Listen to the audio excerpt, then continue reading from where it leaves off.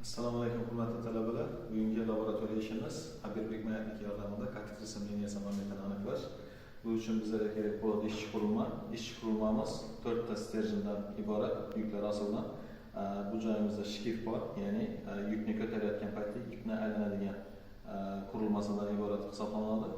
Keyin bunimiz ishchi qurilmaning miyasi hisoblanadi. Bu aynan shu yukning tushish vaqtini hisoblab beradigan qurilma. Bu ko'rib turganimiz lazer detektor, ya'ni yukni kesib o'tgan vaqtini bu yerda signal berib turib, tushish vaqtini shu joyda to'xtatib qo'yadi. Xo'p, eng birinchi qiladigan ishimiz nimadan iborat? Eng birinchi biz osgan yukimizning massasini hisoblab olamiz. Demak, ko'rib turganimiz har bitta yukimizning massasi 50 grammdan, ikkita yuk osilgan. Bu tengashning o'zining massasi ham 25 grammni tashkil qiladi. Demak, umumiy massamiz 125 grammni tashkil qilmoqda. 125 gramm.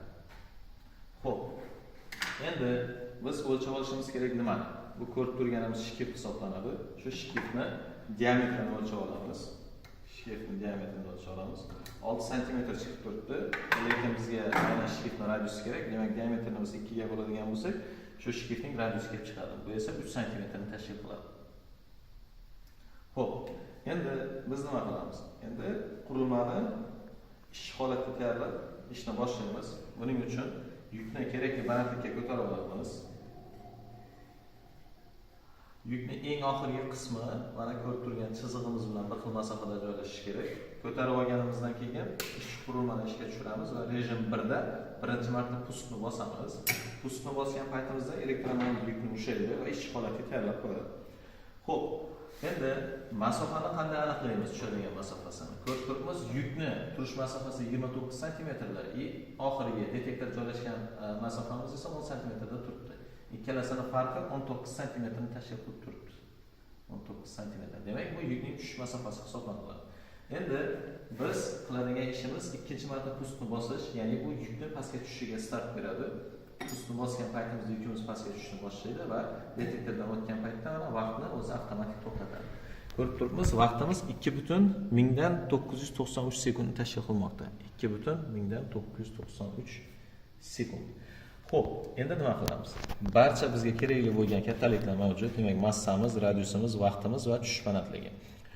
Inersiya momentini hisoblash formulasi G teng mr kvadrat gt kvadrat minus 2h taqsim 2h. Kerakli kattaliklarni joyiga qo'yib turib, formulamizga qo'yib turib, inersiya momentini hisoblab topamiz va bu birinchi tajribani tashkil qiladi. Aynan shunaqa tajribadan talabalar kamida 3 marta bajarishi kerak. Bu nima uchun 3 marta bajariladi? Sababi tajribalar soni oshishi bilan tajribadagi xatoliklar miqdorini kamaytirish maqsad qilinadi. Xo'p, 3 marta tajriba bajarib olingandan keyin 3 ta inersiya momentini, ya'ni 3 ta tajribani uchchalasini qo'shib 3 ga bo'lamiz. Bu inersiya momentlarining o'rtacha qiymati hisoblanadi. Keyin aynan laboratoriya ishimizda ikkita xatolik mavjud bo'ladi. Birinchisi absolyut xatolik, ikkinchisi nisbiy xatolik. Absolyut xatolik bu bo'lishi kerak bo'lgan, topilishi kerak bo'lgan qiymatdan qanchalik chetlashildi degan ma'noni anglatadi. U musbat bo'lishi mumkin, manfiy bo'lishi mumkin. Bunisi ahamiyatsiz, faqat bizga uni qanchalik chetlashgani muhim. O'shuning uchun ham formulada modul nisbatida modulda hisoblaniladi. Demak, birinchi absolyut xatoligimiz boya topilgan 3 ta tajribaning o'rtacha qiymatidan birinchi tajribani ayirib tashlaymiz. Qanaqadir son qiymat chiqadi, chetlashish kelib chiqadi. Ikkinchisi ham shu o'rtacha qiymatidan ikkinchi tajriba, uchinchi absolyut xatoligimizda ham shu o'rtacha qiymatidan uchinchi tajribani ayirib tashlab absolyut xatoliklarning miqdorini hisoblab topamiz.